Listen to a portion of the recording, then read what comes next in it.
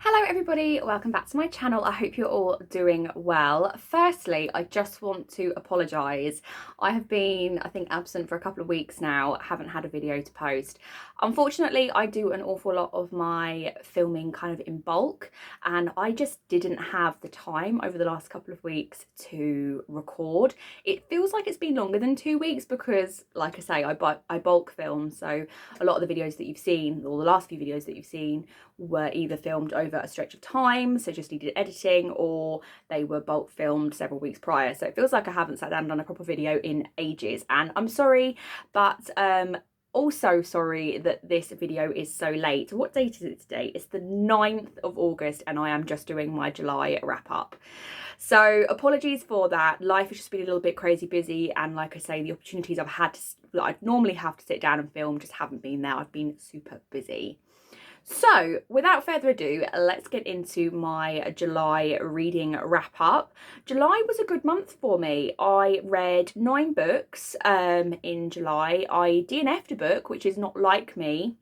But the first 2 books I'm going to mention are the books that I talked about at the beginning of my June reading wrap up, because I was still reading them and hadn't finished them. So I talked about The Assassin's Blade by Sarah J Maas, which was our next read for the Throne of Glass readathon that we're doing on the Daisy and Bee book club. We've been doing 2 series read-alongs, the Red Queen series and Throne of Glass, and this was the one that I had to read in June, and I did manage to get it finished before the end of the month.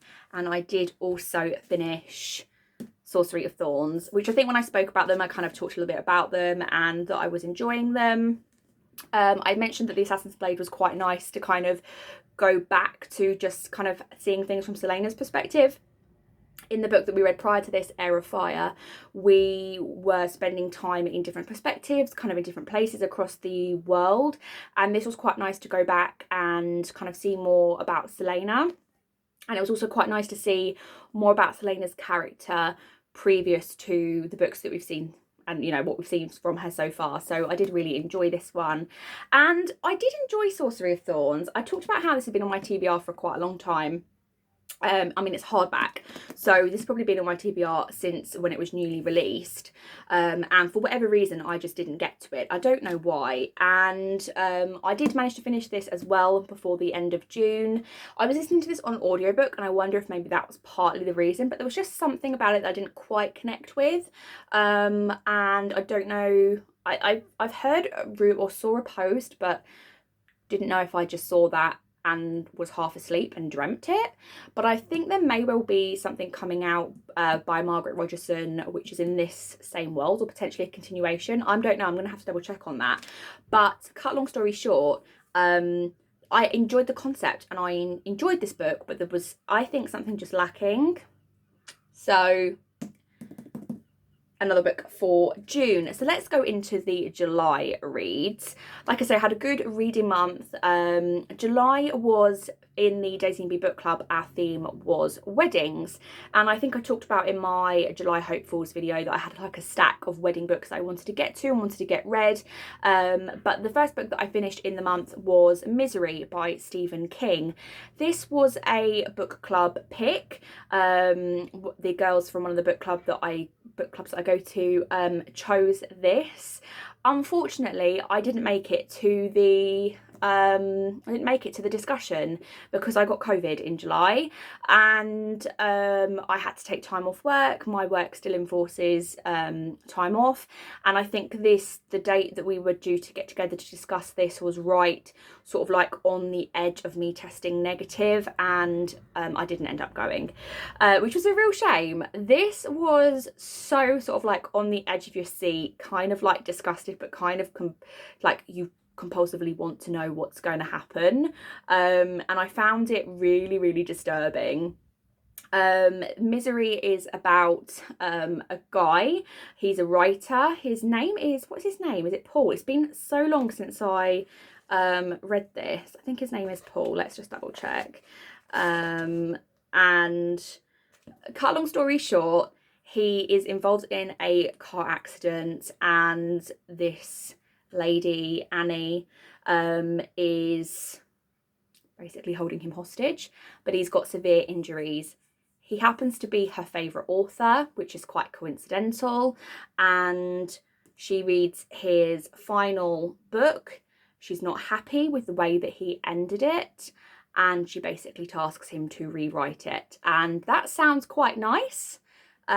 It's very, very, very far from nice. And right up until the end, I didn't quite know how this was going to go. I didn't quite know how it was going to end. It really, really left me on the edge of my seat, and has definitely made me intrigued to read more Stephen King, because I have only ever read Under the Dome by him, and I'm intrigued because I did enjoy it and I did fly through it. So I'm intrigued to read more of his work. I then went straight into the wedding reads, and then with having COVID and not going to work, I ended up with lots and lots of spare time, and I think I was finishing a book like every few days, like every day or two, whilst I was off with COVID. So I first finished The Secret Bridesmaid by Katie Burchill. This was a really interesting concept because this is about Sophie, and she is a professional bridesmaid. Basically, she's kind of like a wedding planner, but without having the official title of a wedding planner. She's kind of more of a support for the bride that maybe doesn't want a wedding planner, but the idea is that she can ensure that the day goes off without a hitch, and she kind of becomes a friend to the bride. And it's basically about her being tasked with being a bridesmaid for a bride that's a very kind of like affluent family, very kind of like in the media, and it's kind of like, can she pull it off, basically? And there's a romance in here as well. I really, really enjoyed this. I thought it was a real, just kind of cutesy romance. It had lots of sort of like wedding hints into it. For anyone that hasn't watched any of the previous videos about the July theme, the theme was chosen because I am getting married next July, and I knew that next July I wouldn't get the opportunity to read lots of wedding themed books. So the idea was that we had the theme this July on starting the countdown, the 12-month countdown to my wedding. So that was why. And I enjoyed this one, being the first book that I read. The next one I then read was The Wedding Pact by Isla Gordon. This was slightly different. This was more of a fake dating, fake marriage trope. This was about a character who has basically grown up idolising this particular house on a particular street in Bath. Her grandmother took her there and would always take her there, just not necessarily to go inside, but just to see this house. And she knew that she wanted to live in it and that she would live in it one day. An apartment becomes available in said house, but the lady that is renting the apartment out has like a policy, or even though it's not really very fair and it's not very just, that it has to be a married couple that moves in. She wants someone stable, she wants stability, she doesn't want a single person or, you know, like two people that don't know each other.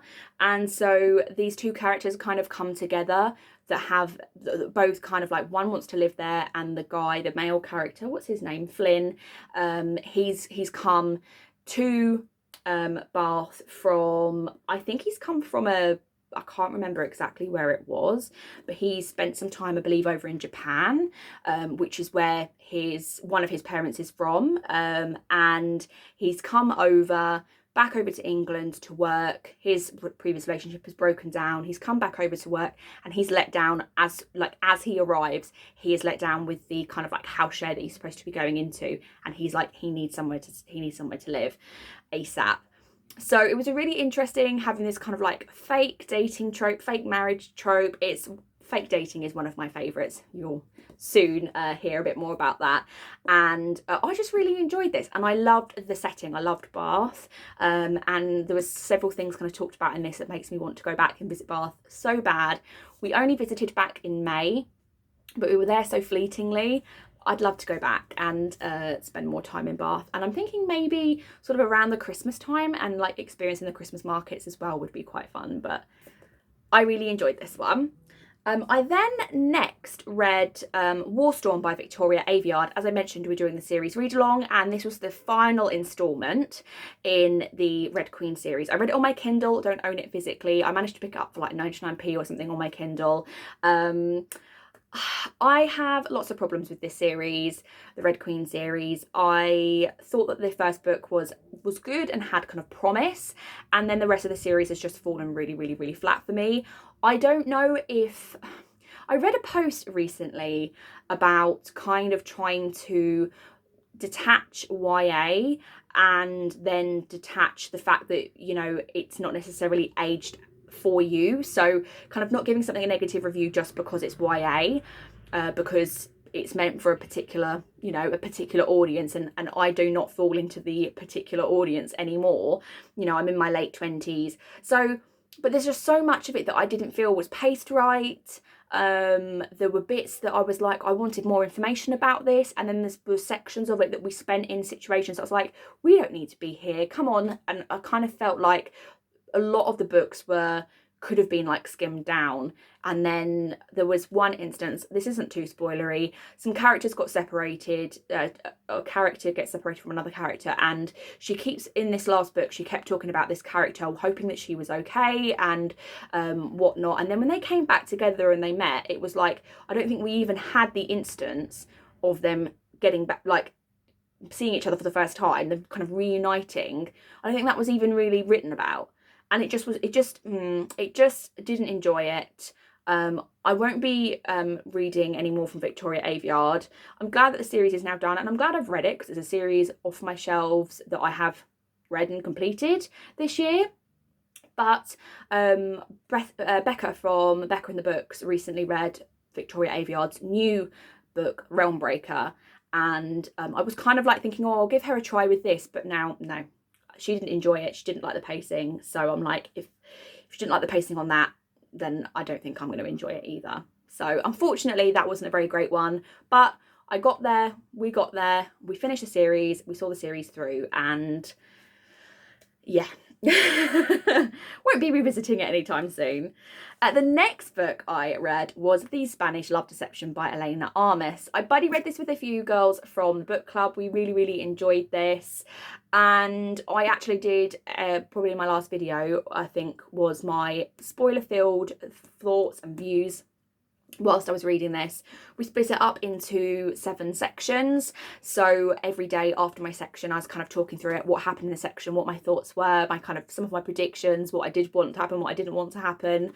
I really enjoyed this book, and I mentioned in that vlog probably about 50 times how I was really worried that this wouldn't live up to the hype, and that I was so pleased that I was enjoying it, because God knows what I'd have done if I didn't enjoy it, because I have waited so long to read this. I think Daisy got it for me and gave it to me back in like late January, February time. I'm trying to think when Daisy came and visited last. I think it was sort of like February time maybe, and it was definitely after her birthday, because I gave her birthday presents, and her birthday's in January. So it was kind of like, I've had it for that long, been wanting to read it for that long, and finally read it this month, and it completely lived up to the expectation. And I cannot wait for the next book from Elena Armas. I can't remember when that's due out, but I think that might even be August of this year. Shall we check? I think it might be August of this year. Let's have a little look. The Roommate Experiment. That is coming out, September. It's coming out on September the 6th, my brother's birthday. So I've got that on pre-order, and I am thoroughly looking forward to that next one as well. But this was just amazing. I loved it. I loved the pacing. I loved the characters. I loved the fake dating.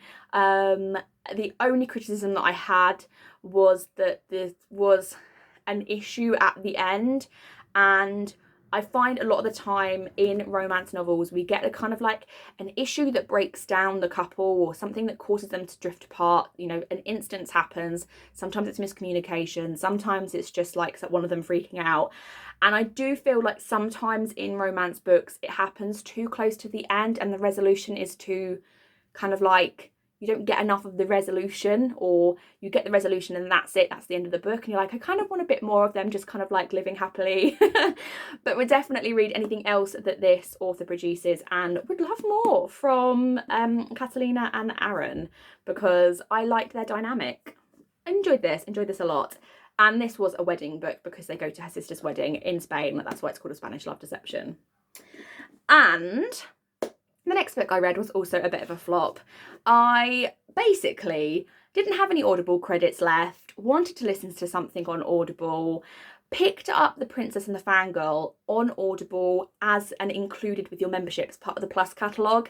If you don't know, if you have an Audible subscription, you now have access, which I don't know how long this has been going on for, several months now. You now have access to a whole catalogue of audiobooks which are now included in your membership. Kind of like Amazon Prime Video, you get some things that are included as part of your membership, but some things you have to pay for. It's kind of, I think about it like that. This popped up on the on there as being included in my membership.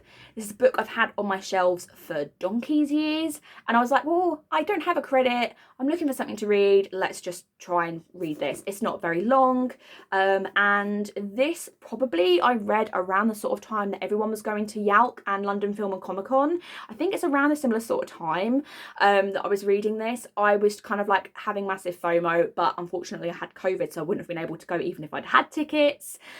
But The Princess and the Fangirl is the second book after what? What's the first book called? Geekerella. The first book's called Geekerella. This is focused around a con, the same con as Excelsior Con, I think.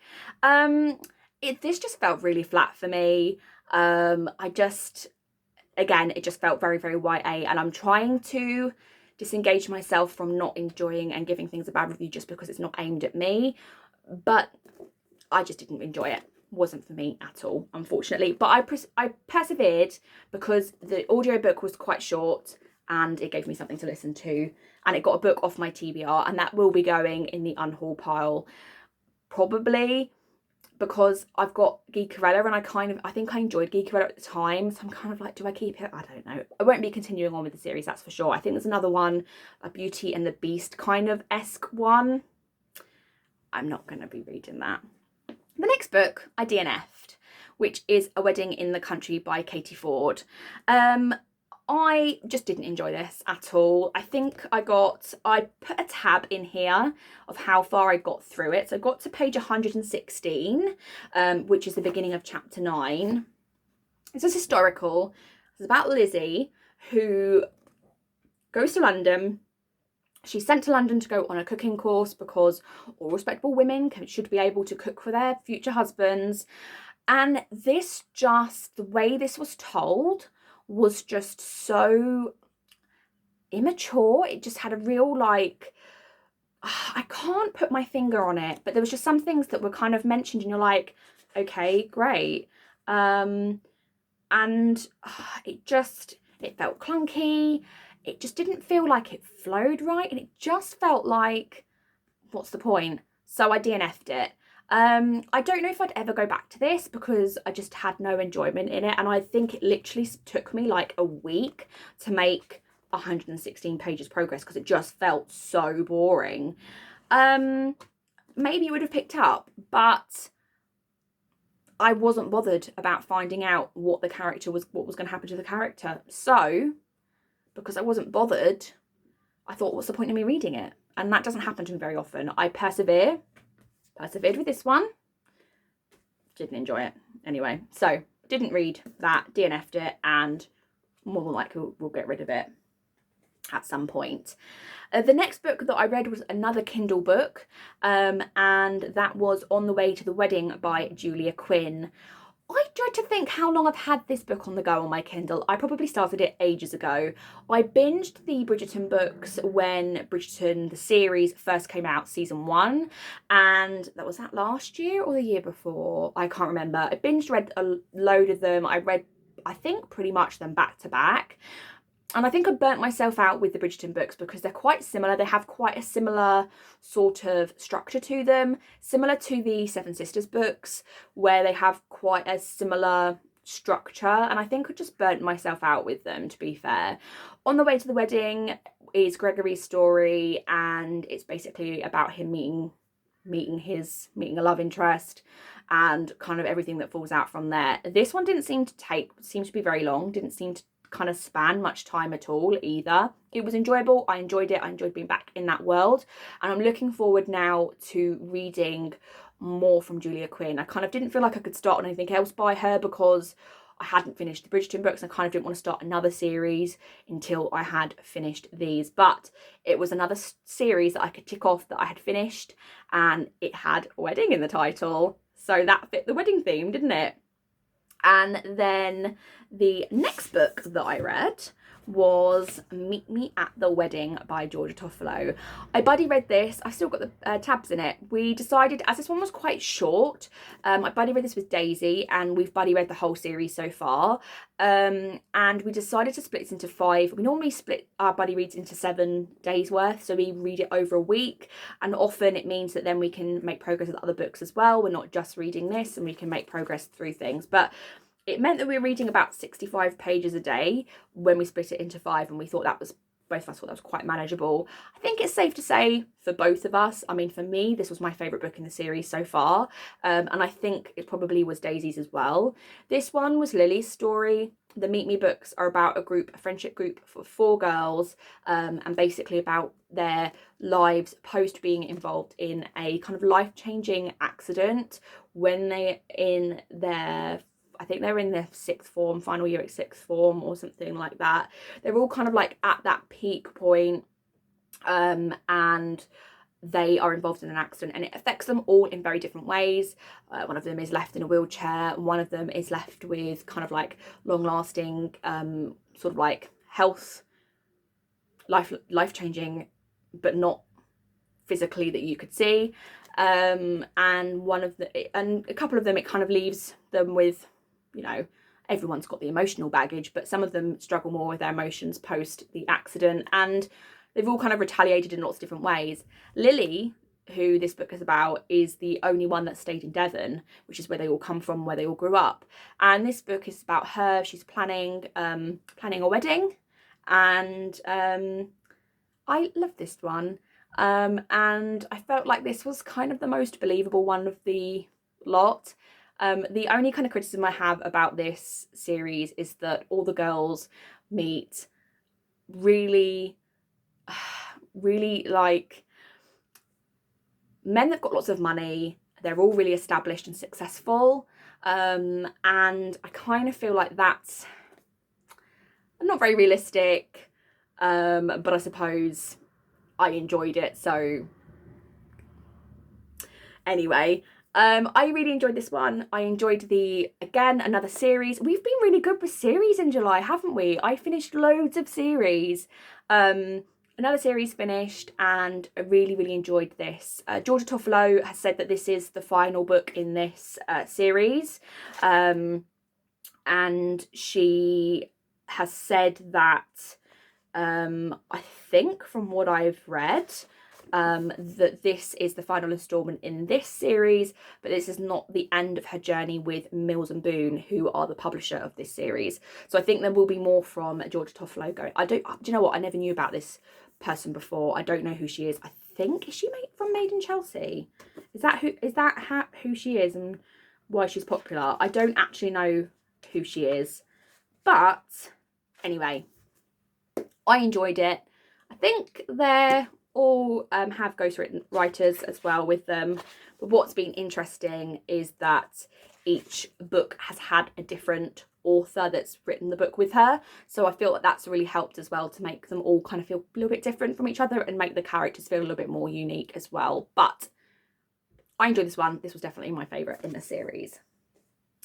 And then the last but no means the least, I finally finished Lessons in Chemistry by Bonnie Garmus. I got to the point where I just wanted to try and get my currently reading down, and I got to the end of the month. I didn't want to start anything for for August early, and I was like, well, I've got this on the go, let's see if I can get this done in time. And I did manage to finish it within the month, and I really, really enjoyed this. I thought this was such a unique story. I felt like it was told in a really unique, not blunt, I think blunt's the wrong way, but it was quite just matter of fact, a lot of it, and that was really just kind of like, I think, resonating with the main character, Elizabeth Sott. This book is about Elizabeth. She is a mother, she's a scientist, and basically she has her own TV show. But this is all about kind of her struggles as a woman in the 60s, as a single woman in the 60s that's a mother, that's not married, not widowed, and kind of like how that has hindered her throughout her whole life. There's a love interest in here, and kind of seeing that dynamic and kind of choices that she's made, yet how that's kind of, she's had them prejudice against her for the decisions that she's made. Very, very kind of ahead of her time, but I think also quite an important read as well. And I really enjoyed this. And I think my favourite book of the month is tied between Lessons in Chemistry and The Spanish Love Deception. And I think I'd have to pick this one because there's something just that little bit more sort of like impactful from this than there was from The Spanish Love Deception. Really, really enjoyed this. I think the message, like I said, the messages are really, really important behind it. And I think this was kind of like on par with the kind of feels I got from reading Evelyn Hugo. Kind of feeling like this woman, this character was very three-dimensional, very real. Wouldn't be surprised if she was a real character, like a real person of history. And I loved it. I really, really loved it. I thought it was so well done and well executed. And again, I'm intrigued to read anything else from Bonnie Garmus going forward. But yeah, those were my books that I read in July. Again, apologies that this video was late getting out to you, but I hope you enjoyed it nonetheless. I'd love to hear about any of the books that you've read in July down below in the comments, or whether you've read any of these books recently. I'd also love to hear your thoughts on them too. But thank you guys for watching, and I'll see you on the next one.